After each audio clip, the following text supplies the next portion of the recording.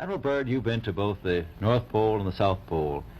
Is there any unexplored land left on this Earth that might appeal to adventurous young Americans? Yes, there is.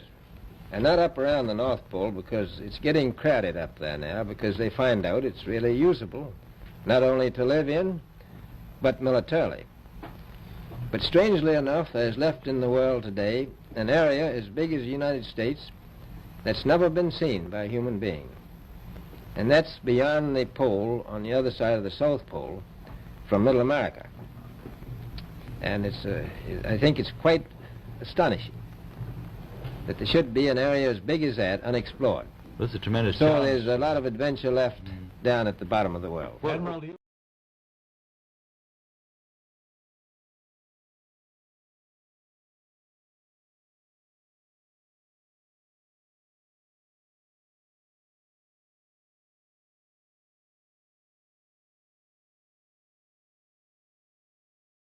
Small glimpse of what is beyond the ice walls.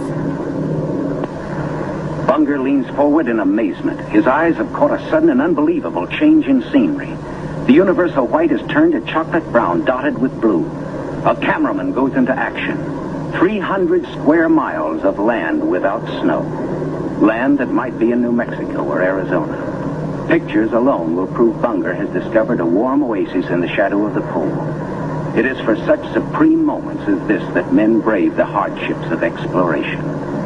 The astounding, undreamed of fact is that they are over a chain of warm water lakes, whose shores, except for small patches, are free of ice and snow. Commander Bunger circles the largest lake in sight, 5 miles long. He comes in to make a landing. Water temperatures must be recorded. Samples taken. He finds the water fresh, the temperature 38 degrees Fahrenheit. On the shores are vast deposits of coal and of minerals of the utmost importance to civilization. Aside from their headline discovery, Bunger and his men have another good reason. Over 99% of life in terrestrial Antarctica live in these ice-free areas. And we're not just talking about penguins and seals. We're talking about a whole range of plants and animals, from lichens and fungi and mosses, down to little invertebrates like tardigrades and mites and springtails. So there's a whole range of life that lives in these ice-free areas.